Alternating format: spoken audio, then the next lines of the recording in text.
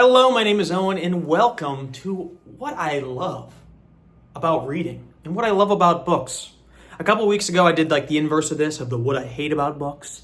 It wasn't about specific stories, more just like what I dislike about the physical, tactile nature of books. Because like everybody loves a good physical book. So I'm like, what about things I don't like about them and the experience of doing it? But this video isn't really the inverse of that because it's not about physical books, not about the tactile nature of it. It's about the hobby. And I was just thinking about like what drew me to this hobby, what keeps me to this hobby, what do I think makes it great, what do I think makes it fulfilling, and why do I think people like me like it so much? And I ended up coming up with three main points, which in my opinion, they're pretty deep, right? I'm quite wise, for those of you who haven't caught on yet. And I just want to go through this with you. I want to discuss them with you and share my thoughts, and then share below, like if you love reading too, what do you think the reasons are that it draws you to it? Because I just think it's a great hobby and I really love it. That's why I make these videos, and that's why I think a lot of you watch these kind of videos. Overall, it's just a good time. But jumping straight into it, my number one is that and this one's a double-edged sword. We're starting with a double-edged sword. It's that reading demands your attention. And what do I mean by this? Well, as for background, I say a lot on the channel, right? Social media is eating our brains. My brain has been severely damaged by our modern climate of social media and constant advertisements, attractions. Just it's like almost predatory, the way that these apps and these companies have to monetize our attention, and they'll do anything to keep it there. And there's a concept called doom scrolling. I don't know if you guys have heard of this, where it's like you're scrolling on social media, your TikTok feed, your Twitter feed, your Instagram feed, and you get to a point, and this happens to me more frequently than I wish it did, where you become almost aware that you're wasting your time, or not almost aware, you become aware, and you can't, it's like a physical thing, you cannot stop. And you realize that what you're looking at is junk, it's meaningless, it's not adding any value, you're not learning anything really. You're just watching endless stupid stuff. And whether the algorithm or whatever, or just like your brain, it just doesn't let you leave. And you just feel horrible about yourself. You're like, I could be doing something more productive, I could be cleaning my room, I could be washing the dishes, I could be doing laundry, I could be reading a book, but you can't escape it. And I think that's like one of the worst feelings, when you feel that anxiety bubbling in your stomach, where it's just like, I cannot stop wasting my own time. And you're aware of it, and that's what makes it all the worse.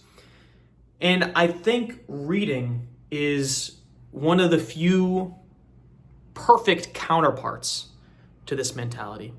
Because social media, it captures, it kidnaps your attention. Whereas reading, while it demands your attention, you need to focus wholeheartedly on a book. You can't be half reading a book, because that's when you're like, I read the words, I don't know what they mean, I don't know what I've been doing. You can't read a book without devoting your full attention to it. So it demands your attention, but it doesn't force your attention. There's no like guy popping out of the book going, time to read. You know what I mean? You have to manually focus on a book. So it demands it, but you have to make the decision to do it. And that's what makes it good for you. Because there's never been a case where I've turned a page of a book, I'm like, I can't believe I just read another page. I feel horrible about myself, all the time that I'm wasting reading a book. It's never happened to me. Because, and it's not just because, you're learning vocabulary, you're learning about themes and stories. It's you're training a specific part of your brain, a muscle in your brain of focus, of manual focus, which is the most important skill to have in this day and age. Because if you train that skill well enough, you could break away from the social media. It's not that everybody struggles with. And this isn't just like, non-readers, like, you guys are just weak-minded. You got to work that muscle. You don't have the gains like me as a reader.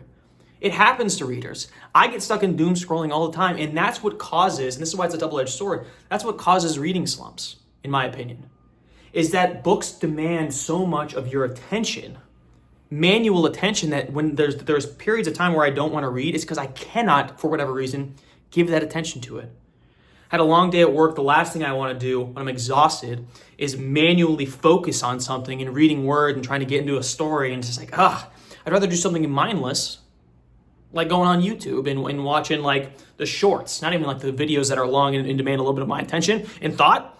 No, It's like the shorts where it's nonsense. You know what I mean? And it's something I struggle with. And I would say even now, I'm like on a semi-reading slump. I just can't find the attention to focus on books. And that's why it's a double-edged sword, because the thing that I think makes it one of the greatest hobbies and great for you is the reason why it's hard. It's not an easy thing to do. People who read hundreds of books a year still get in reading slumps because it's just like, it's a taxing thing to do. Just like runners can't be running 24 hours of the day. They're not running 20 miles every day because you'll get worn out and you gotta like recharge a little bit. But it's hard, like if you've been away from it long enough and have been practicing that skill of focus, it's hard to get that back sometimes. And that's why I feel like I get an extended reading slump. It's like I took too much time off, I didn't read for a week, and now my brain like forgets how to do it. You know what I mean?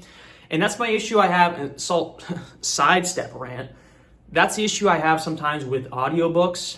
I gotta be in a very specific task, like driving, something a little bit mindless when I'm listening to an audiobook, because it kind of takes away that focus nature of it for me. Because you can't just entirely focus on your ears unless you're just like staring at a blank wall listening to an audiobook. So it's tough because it's a form of reading that invites distraction, which I feel like hurts the overall experience of connecting to a book, understanding a book, liking a book. It hurts it. It hurts it. It's like this. It's like you're going to see a movie at the drive-in. This is so out of left field. Every movie I've seen at the drive-in, I've liked less than movies I've seen at the theater when I'm seeing it for the first time. Does that make sense? Like when I saw like Iron Man 1, guys, this is such a random story. I loved Iron Man 1. I'm like, Iron Man 2's coming out. This is going to be great. I saw Iron Man 2 at the drive-in, and I thought it was the most boring thing ever, and I fell asleep. And then I watched it later. I'm like, oh, it's not that bad. It's not better than Iron Man 1, but it's not that bad. It's because I'm in a car, in nature, snuggled up in blankets and a pillow, eating popcorn out of the back of a car. Too much was going on, but the movie was not my primary focus. I'm like, man, I'm comfy right now. And it smells good. It smells like nature. I hear the crickets chirping. People are around me in cars. I hear horns honking every once in a while. The highway's behind me. You know what I mean? It's kind of like that. Audiobooks kind of invite this distraction that detracts from the book itself, which is why I always think physical books are always just a little bit better in my opinion. But the fact that it trains that muscle is something that I think it's invaluable, and it makes you feel good about yourself, which is the primary thing a hobby should do. It should make you feel good about yourself. Second thing, books are and reading is great because it's shaped by your environment. I'm going to use another metaphor for this one. It's very similar compared to other storytelling mediums like movies, or I feel like TV shows and stuff like that is in like theater. When you're watching a show, when you're watching a movie, you're watching like a play, you're in the spot of watching it. So you go to the movie theater, you watch the movie, you leave the movie theater like, wow, even if it was a deep movie, change your life perspective, it's always tied to you seeing it in that theater. Whereas books are is that the word? Prolonged experience of reading something over a period of time. So it's shaped by, you could be reading it in multiple places over a period of many weeks and many months. You could be going through life changes as you're reading a book. So when you think back of a book you love, it's not just the book itself that you're thinking on. You're thinking on the life, the person you were, the life experiences you were having while you're reading that book. And in that way, it's very similar to one of the best parts of music, in my opinion. So sometimes when I'm listening to like my Spotify liked playlist, I'll listen to a song. I'm like, wow, I found this song when I was in blank spot, when I was studying abroad in London. And I listened to the song so much. And so it reminds me, not just of the song, how much I like the song and the music and the beat.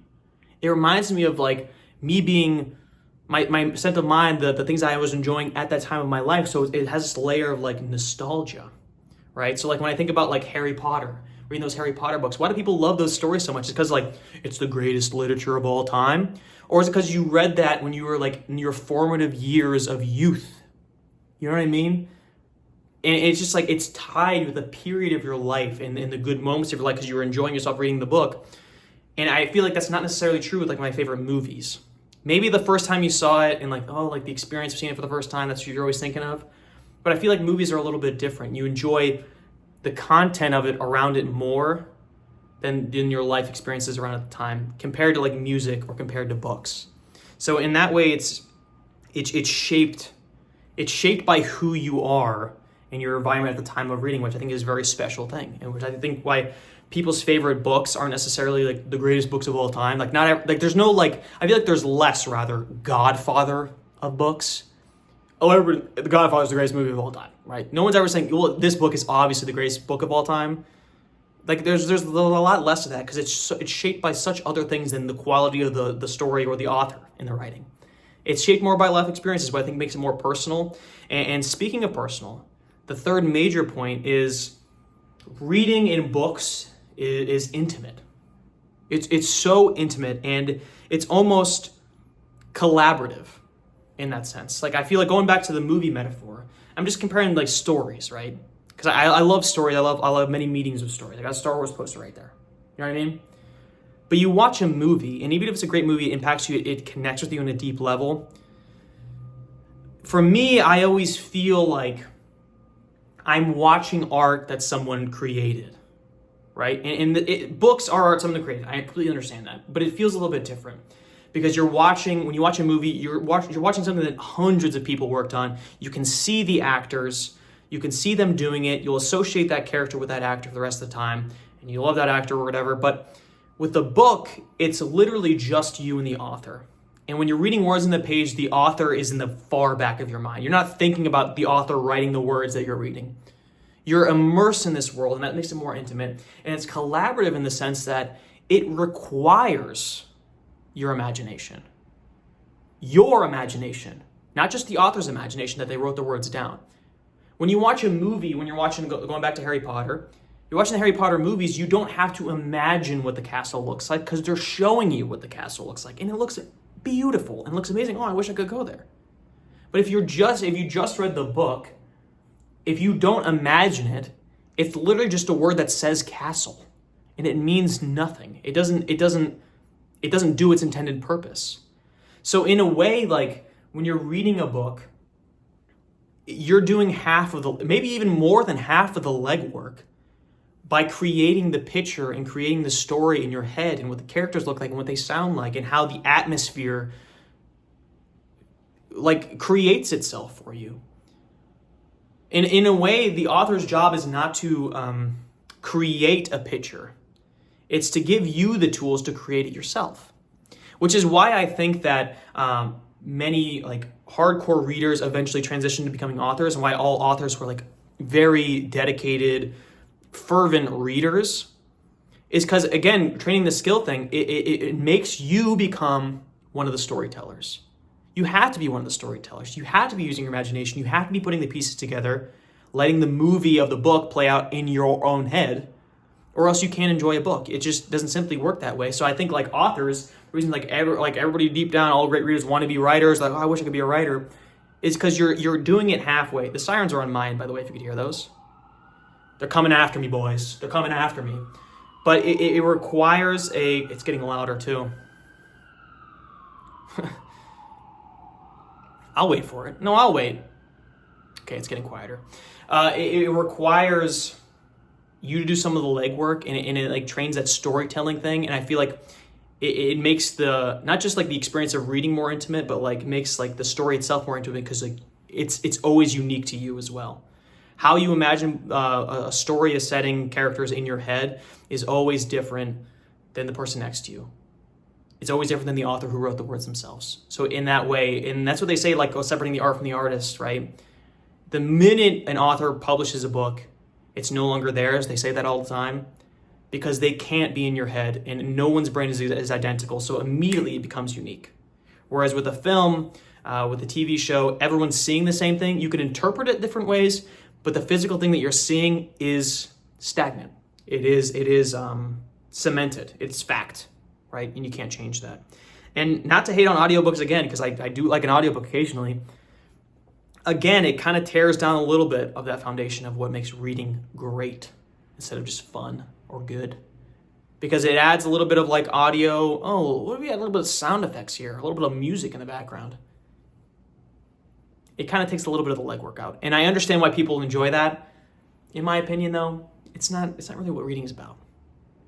Not to say it's not reading. It has its uses. I'm just saying, right? If this guy's doing a voice, maybe I wouldn't have imagined him sounding like that had you not been reading it that way. You know what I mean? But those are my main three tenets, right? It demands your attention, it's focus, it silos you into the book, and that creates this intimate environment where you're collaborating on the story, you're creating it with the author, with the words on the page, in a way you make it your own, and it's shaped by your world around you.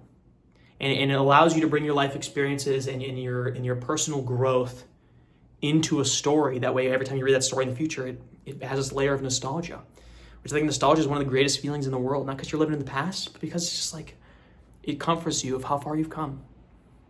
And if that ain't the deepest crap you've heard all day, you're in the wrong place.